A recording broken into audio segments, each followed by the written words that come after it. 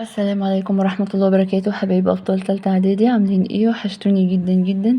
يا رب تكونوا كلكم بخير ان شاء الله. النهاردة نحل مع بعض امتحان رقم 12 محافظة دمياط. وقبل ما نبتدي نعمل لايك للفيديو وشير والاشتراك في القناة ونفعل زر الجرس للكل عشان يوصلكوا كل جديد بأمر الله. نسمي الله ونصلي على الرسول. اللهم صل وسلم وبارك على سيدنا محمد وعلى آله وصحبه أجمعين. السؤال رقم 1: أمامك خريطة للعالم القديم، اكتب مدلول الأرقام المدونة عليها. تعالوا نشوف يا أبطال مع بعض الأرقام على الخريطة بتشير إلى إيه. رقم 1 على الخريطة، نوع الرعي السائد هو هنا كده. الرعي السائد هو الرعي البدائي أو التقليدي. ونخلي بالنا إن منطقة الرعي دي اتكررت كتير في الخرائط في امتحانات المحافظات. يبقى نوع الرعي السائد هو الرعي البدائي أو الرعي التقليدي. رقم 2: أولى قارات العالم في إنتاج الطاقة النووية. احنا عارفين مين هي أولى إنتاج العالم في الطاقة النووية؟ هي قارة أوروبا. سلاسل جبال رقم 3 بتشير إلى سلاسل جبال ايه؟ سلاسل جبال الغات الغربية.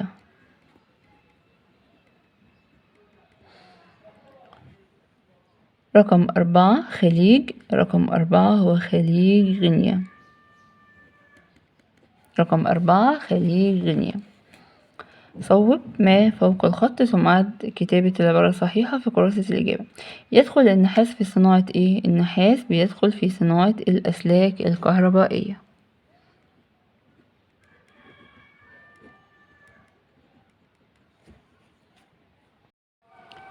يعد ايه أهم مصادر الطاقة لارتباطه بالتنمية الاقتصادية والعلاقات السياسية؟ مصدر الطاقة اللي بيرتبط بالتنمية الاقتصادية والعلاقات السياسية هو ايه حبايبي؟ البترول. يعد أكبر الأقاليم الصناعية بالعالم الجديد هو إقليم، أو هو في إقليم إيه؟ ده بيتكرر برضو كتير، إقليم شمال شرق الولايات المتحدة الأمريكية. شمال شرق الولايات المتحدة الأمريكية. من أهم الأنهار بالسهل الألماني الشمالي هو نهر ألب ونهر الراين. يبقى نهر ألب ونهر إيه؟ الراين. جيم حدد أوجه الشبه بين الزراعة البدائية والزراعة الكثيفة. أوجه الشبه بينهم إن كلاهما بيوفر الاحتياجات الغذائية اللازمة للسكان المحليين دون وجود فائض للتصدير. الاتنين الزراعة البسيطة والزراعة الكثيفة بيوفروا الاحتياجات الغذائية اللازمة للسكان المحليين، يعني للإنتاج المحلي دون وجود فائض للتصدير. النقطة التانية المتشابهة بينهم هو بيستخدموا فيها أدوات بدائية بسيطة. هنا برضو الزراعة الكثيفة قلنا ان هي ايه؟ بتهدف لإشباع حاجة السكان المحليين دون وجود فائض للتصدير.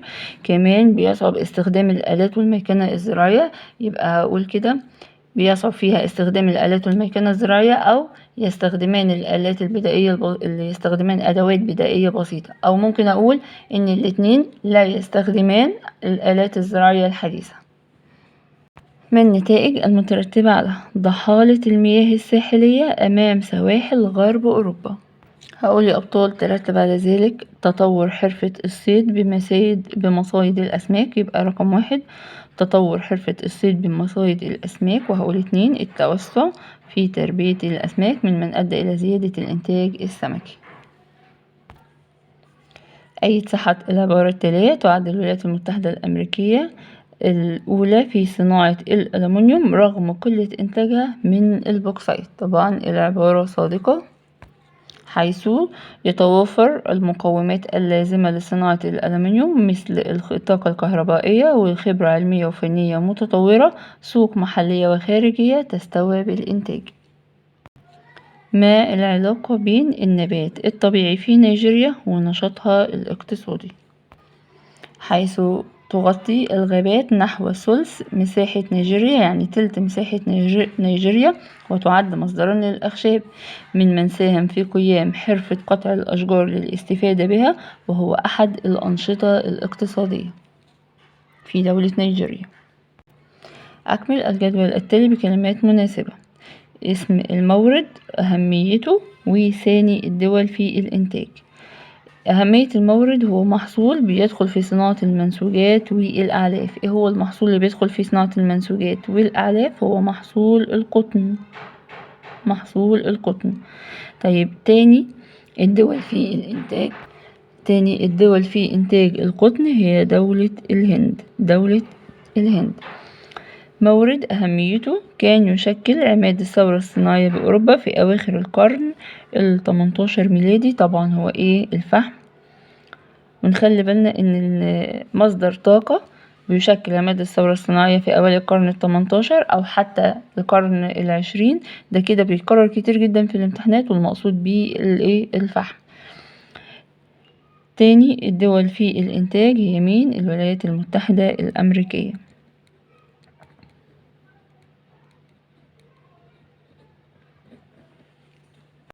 بما تفسر تجود زراعة البنجر في أوروبا. احنا متفقين ان اي حاجة يقول ليه المحصول ده بيتزرع في المكان ده، هقول بسبب توافر شروط زراعته، وابتدي اقول ايه هي ظروف او شروط الزراعة بتاعته.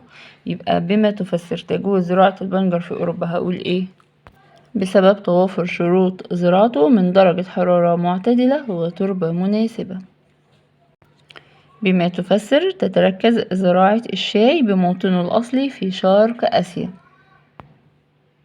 اتفقنا ان هنقول بسبب توافر شروط زراعته من تربة خصبة خفيفة، مناخ حار، هواء رطب، ومطر غزير. بما تفسر يدخل نحو 30% من إنتاج الحديد العالمي في التجارة الدولية. ليه بيدخل 30% من الإنتاج العالمي للحديد في التجارة الدولية؟ بسبب أن الدول النامية تقوم بتصديره، مثل موريتانيا بتقوم بتصدير خام الحديد إلى الدول الصناعية المتقدمة زي مين؟ اليابان وبريطانيا. يبقى هقول لأن الدول النامية مثل موريتانيا تصدر خام الحديد إلى الدول الصناعية المتقدمة مثل اليابان وبريطانيا، وهم الأعلى في المستوى التكنولوجي أو الأكثر تقدما. واجهت الهند المشكلة السكانية بسياسات تنموية مختلفة، لأنها اهتمت بالتعليم وتطوير البحث العلمي ممن أدى إلى تطوير الزراعة والصناعة. زي ما احنا شايفين يا أبطال، السؤال رقم ج مديني رسم بياني، عايز ما اسم المورد الحيواني الذي يوضحه الرسم البياني، وما النتائج المترتبة على توفر الحشائش بالصين. ايه هو المورد الحيواني اللي أولى دول العالم فيه؟ هو الصين، ثم الهند، ثم استراليا. الصين ثم الهند ثم استراليا. هو مين؟ هو الأغنام. يبقى المورد الحيواني اللي بيوضحه الرسم البياني هو يا أبطال؟ الأغنام. طب ما النتائج المترتبة على توفر الحشائش بالصين؟ ترتب على ذلك أن أصبحت الصين أولى دول العالم المربية للأغنام بسبب توافر الحشائش بها. انسب كل مدينة من ماتي إلى الدولة التي تنتمي إليها. أبوجا بتنتمي إلى دولة نيجيريا. ميونخ بتنتمي إلى ألمانيا. ثانيا التاريخ، اذكر اسم الشخصية التاريخية التي قامت بكل عمل من الأعمال التاريخية الآتية. مين الشخصية اللي عينه الملك فاروق رئيسا للحكومة في فبراير 1942؟ هو مصطفى النحاس. شارك مع القادة العسكريين في وضع خطة لعبور قناة السويس وتحطيم خط بارليف، وقام بتنفيذها في حرب أكتوبر 73. هو مين؟ سعد الدين الشاذلي. سعد الدين الشاذلي. تولى رئاسة مصر في يوليو 2013 لحين إجراء انتخابات رئاسية مبكرة. أول ما أشوف رئيس المحكمة الدستورية العليا أو لحين إجراء انتخابات رئاسية مبكرة يبقى على طول هو مين يا أبطال؟ هو المستشار عدلي منصور. المستشار عدلي منصور. تقلدت منصب أول وزيرة للشؤون الاجتماعية. أول وزيرة للشؤون الاجتماعية بمصر هي مين؟ حكمة أبو زيد.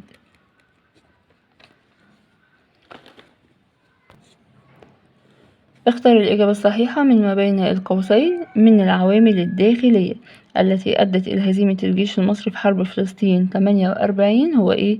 عوامل داخلية، يبقى فساد النظام الملكي. من إنجازات ثورة 23 يوليو 1952 في المجال الاقتصادي تمصير البنوك والشركات.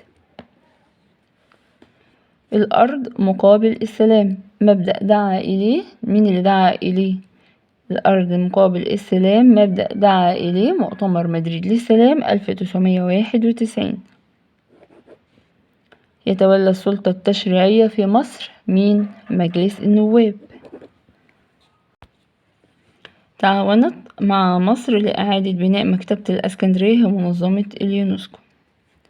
ما النتائج التي ترتبت على اتفاقية الجلاء التي وضعتها مصر مع بريطانيا في أكتوبر 1954؟ ترتب على ذلك رحيل القوات البريطانية عن مصر في 18 يونيو 1956 بعد احتلال دام 74 عام. قارن بين الأحوال الاجتماعية في مصر قبل ثورة 23 يوليو 52 وقبل ثورة 25 يناير 2011. الأحوال الاجتماعية قبل ثورة 23 يوليو 1952 بالنسبة للأحوال الاجتماعية هقول سوء الأحوال الاجتماعية بسبب إيه؟ الصراعات السياسية بين الأحزاب والتي أدت إلى عدم وجود سياسات واضحة وثابتة للإصلاح الاجتماعي. ظاهرة الإقطاع وهي سوء توزيع ملكية الأرض الزراعية من جعل فئة صغيرة تملك وتستبد مما أدى إلى انتشار ظاهرة الفقر والجهل والمرض. أما قبل ثورة 25 يناير 2011 سوء الأوضاع الاجتماعية بسبب زيادة الفوارق الاجتماعية بين طبقات المجتمع وغياب العدالة الاجتماعية في توزيع الثروات. اكتب كلمة صواب أمام العبارة الصحيحة وخطأ أمام العبارة غير الصحيحة مع التصويب.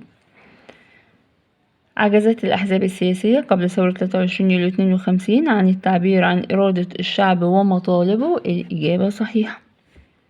قام الشعب الفلسطيني بانتفاضة عام 1929 وثورة عام 1936 نتيجة إعلان قيام دولة إسرائيل. الإجابة خطأ.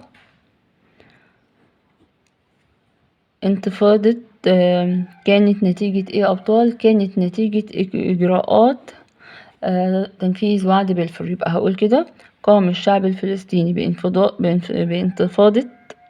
بانتفاضة 29 وثورة 36 نتيجة إيه أبطال؟ نتيجة إجراءات تنفيذ وعد بلفور. يبقى إجراءات تنفيذ وعد بلفور. نجحت إسرائيل في عدوانها على مصر 67 باستعادة ما احتلته في عدوان 56. الإجابة صحيحة. من الإجراءات الخارجية لتهيئة الجبهة العربية استعدادا لحرب أكتوبر هو القضاء على مراكز القوى. الإجابة خطأ. تهيئة الجبهة العربية استعدادا لحرب أكتوبر للقضاء على مراكز القوى. وهنا طالب الإجراءات الخارجية لتهيئة الجبهة العربية استعدادا لحرب أكتوبر هو إيه أبطال؟ تصفية الخلافات العربية، لأنه قال لتهيئة الجبهة العربية يبقى تصفية الخلافات العربية. يبقى العبارة صحيحة هنقول من الإجراءات الخارجية لتهيئة الجبهة العربية استعدادا لحرب أكتوبر هو تصفية الخلافات العربية، ونشيل إيه القضاء على مراكز القوة. استعادت مصر كامل سيادتها على أراضيها في عام 1982. الإجابة خطأ. استعادت مصر هقول مش كامل سيادتها على أراضيها. استعادت مصر أراضيها عام 1982 ما عدا طابة. يبقى استعادت مصر أراضيها عام 1982 ما عدا طابة. أي تاريخين صدق العبارة؟ تعد القوات المسلحة المصرية ضامن لثورة 25 يناير عام 2011، حيث قامت القوات المسلحة المصرية بحماية وتأمين الممتلكات العامة والخاصة والمحافظة على أمن المواطنين. وأثبت الجيش المصري أنه قوة مساندة للشعب وليس أداة لدى النظام لقمع المتظاهرين وإجهاض الثورة. ما العلاقة بين إنجازات ثورة 23 يوليو 52 والعدوان الثلاثي على مصر عام 1956؟ يكتفى بنقطتين فقط، حيث أن من أسباب العدوان الثلاثي على مصر 1956 عقد حكومة ثورة 23 يوليو اتفاقية مع الاتحاد السوفيتي لتزويد مصر بالأسلحة والمعدات لمواجهة الأطماع الإسرائيلية والاعتداءات على الشعب الفلسطيني، مساندة مصر لحركات التحرر الوطني في الجزائر ضد الاستعمار، تأميم شركة قناة السويس في يوليو 1952 من أضر بمصالح الدول الاستعمارية خاصة إنجلترا.